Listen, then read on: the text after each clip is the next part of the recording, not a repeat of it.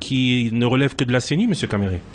Merci beaucoup pour le résumé que vous venez de faire, qui est aussi une entrée en matière très intéressante, parce que vous avez pratiquement brossé l'environnement politique tel qu'il se présente en ce moment, que ça soit vu de l'intérieur ou de l'extérieur. Tout le monde voudrait que ça soit des discussions qui apportent des solutions aux vrais problèmes que nous connaissons.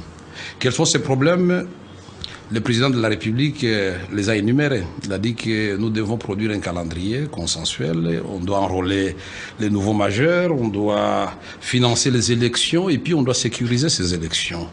Mais quand nous prenons ces questions-là, au regard des textes qui nous régissent maintenant, à la tête desquels la loi suprême, c'est-à-dire la Constitution, nous ne devons pas être des coutumiers ou des habitués des navigations à vue. Nous avons quand même la loi mère qui s'appelle la Constitution.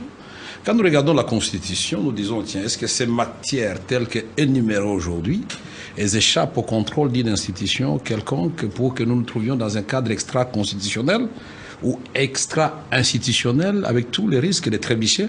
Nous disons non. Quand nous regardons la matière qui relève du calendrier électoral, ça c'est la CENI. La CENI qui était incomplète par la volonté du pouvoir en place, puisque Malouma, loi démissionnaire, on avait dit qu'il était malade. Mais le vice-président Pungwe, on ne dira pas qu'il est aussi malade. La Kester, elle n'était pas non plus malade. Donc tous les délégués de la majorité, on les a remplacés.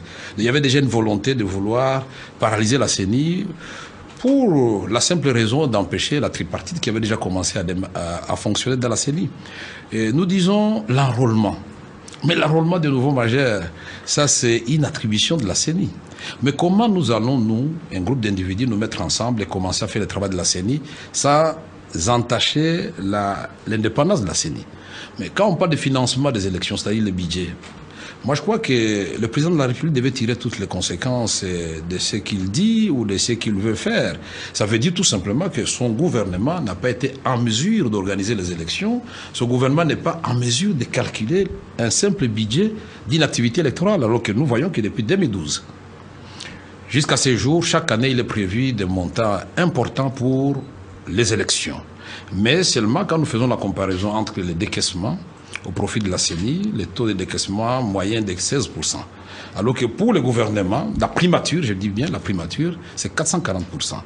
Pour la présidence à 60%, et nous avons vu, au regard des rapports de la Cour des comptes, que le Premier ministre a exécuté 191 projets non prévus au budget et qui représentent plus de 1 milliard de dollars américains. Mais de quoi nous plaignons-nous? L'argent est là, mais on le dépense ailleurs. Les meubles intelligents, les pavillons d'Indil qui ressemblent à un McDo, les salons présidentiels, les routes qu'on fait, qu'on refait sans qu'on arrête personne. C'est ça la réalité.